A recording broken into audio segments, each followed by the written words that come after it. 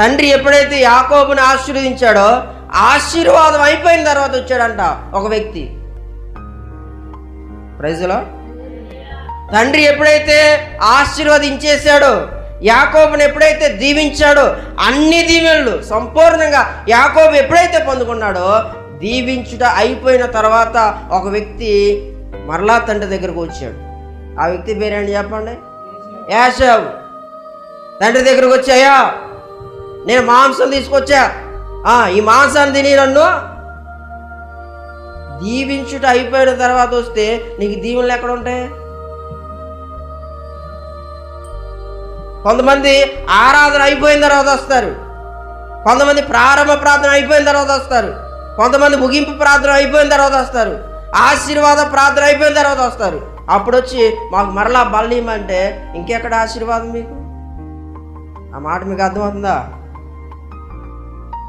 ఎప్పుడైతే తండ్రి దీవించేశాడో, తండ్రి సంపూర్ణంగా ఎప్పుడైతే కొడుకుని దీవించాడో, దీవించడం అయిపోయిన తర్వాత ఏ క్షణం ఆలోచన చేయకుండా, క్షణం తీరుగుబాటు లేకుండా, క్షణం గ్యాప్ లేకుండా ఎవరు వచ్చారండి? చక్కగా అన్ని సిద్ధపాటు చేసుకొని మంచి మంచి ఆహార పదార్థాలన్నీ వండుకొని ఎవరు వచ్చారండి?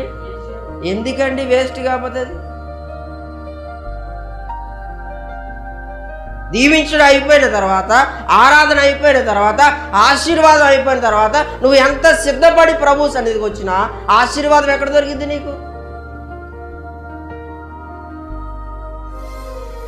దీనికి ఆమెను మాత్రం మీరు చెప్పదు, ఎందుకంటే బలమైన మాట. దేవునికి స్తోత్రం. దీవించుట అయిపోయిన తర్వాత యాషావు తండ్రి దగ్గరికి వచ్చి ఏడవటం ప్రారంభించిన, ఏడ్చినా ఆ టైంలో నీకు ఆశీర్వాదం రాదు. తండ్రి తండ్రి ఒక్క ఆశీర్వాదం కూడా లేదా? ఒక్క ఆశీర్వాదం కూడా లేదు, అన్ని పట్టుకుపోయాడు. దేవునికి స్తోత్రం. నువ్వు ఎప్పుడు ఆశీర్వాదం పొందుకుంటావు?